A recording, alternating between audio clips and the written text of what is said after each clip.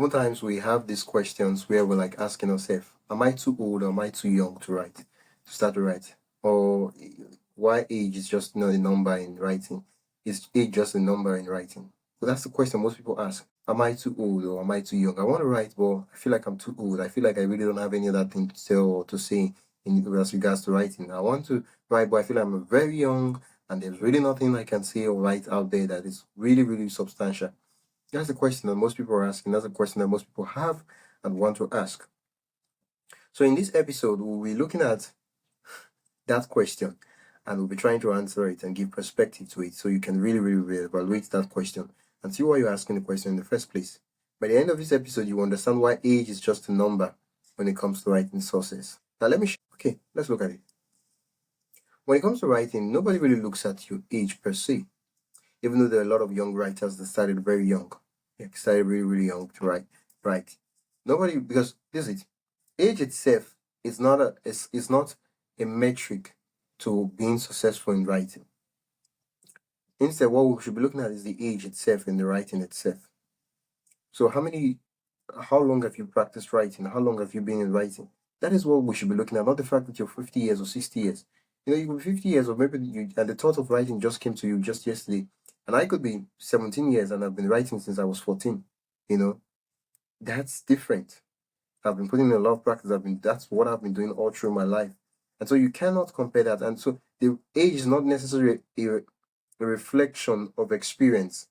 You've lived in life, of course, when you're old, you have experience, but it doesn't necessarily mean that you have experience in writing.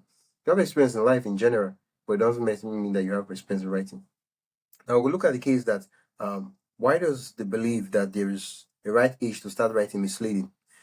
Writing is one of the things that one of the creative endeavors that I look at and I see that there are varied stories and age and backgrounds and things that worked for different writers across the world.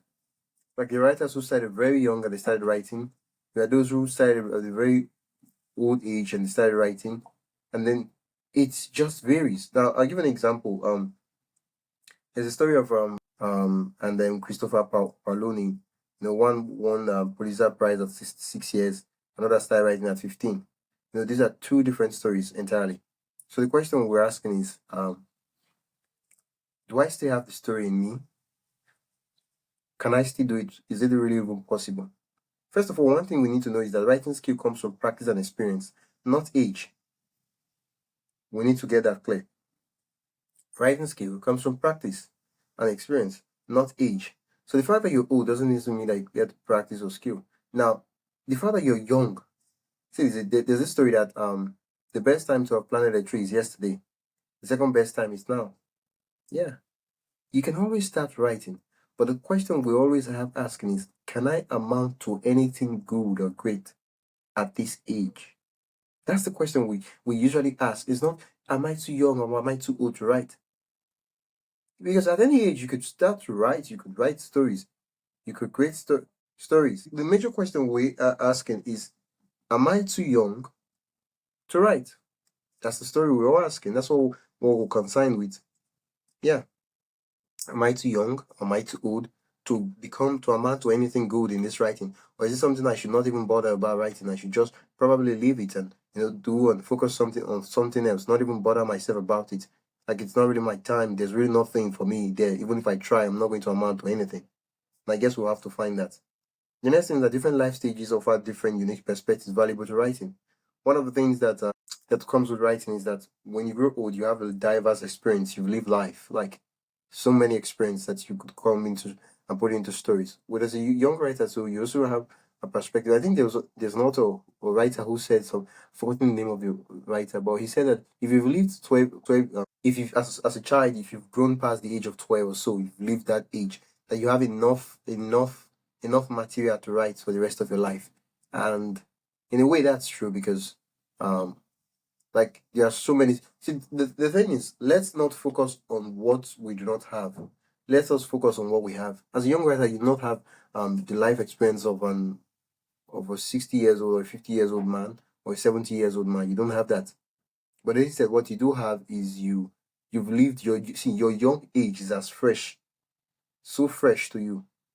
right now. Like you're still young. What am I even saying? Like you're still young. It's so fresh to you, and the perspective, the way you relate and everything, and you put those things there, they are so fresh to you, and that's what, in a way, is an advantage. And the other thing is the different publishing industry values good writing, regardless of the author's age. They value good writing. Like when you send most of the times when you send a work to a contest, they send you send your work out there, and they like usually they say they do blind editing. So what that means is that they don't really want to see your name. The authors are not allowed to see your name or your background or any of the stuff, and they read your work. And if the work is really good, they judge it. They send to the next stage, and then you get to win. At that point in time, nobody really looks at your age or not. Instead, they look at how good is your work, and your work being good comes down to your skill. How well are you good at writing a story or telling a story? What is the skill level of your proficiency at telling a story? That point in time, that's what it comes down to. Nobody really knows. Oh, he's a very young boy, he's a very young lad.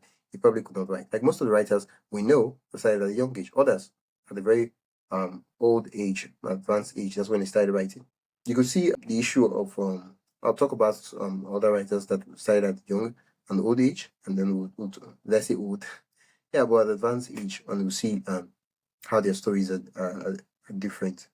Now, some practical advice I could look at is so the question is, how can we embrace our current age as an asset in our writing journey?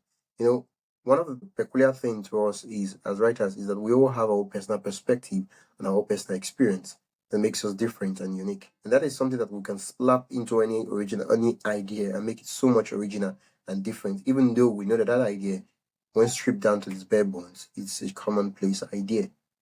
Okay, so young writers, you have your fresh perspective. You're young, you're seeing the world as it is, and energy to your advantage.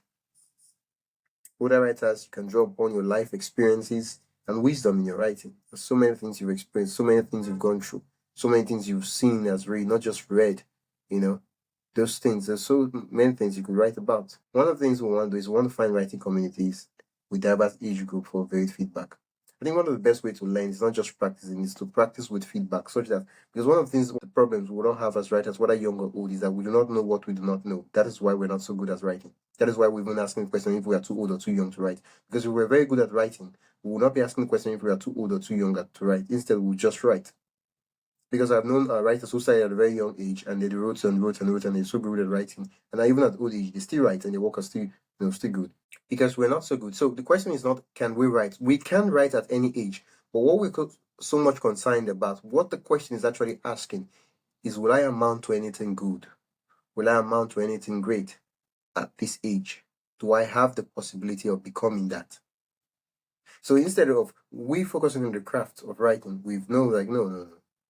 Do I want to become this? I want to become that. And so that itself stops us from doing the craft itself, which is the irony of life because we're so much focused on the success, on the results, all those things that the craft itself of becoming a writer is someone who writes.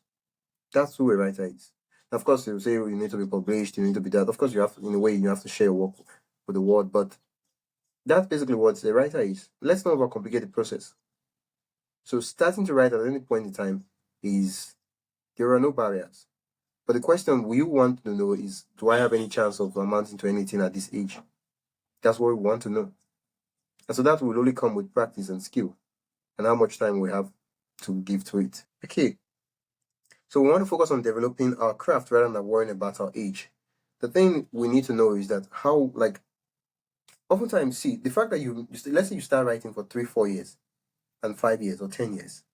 So there are people who they write what they do, they write every day, they focus, they get feedback, they will grow and improve faster than you that probably write every once in a month, and then it's different. It's just different. It cannot be compared. It's different. That's just the truth.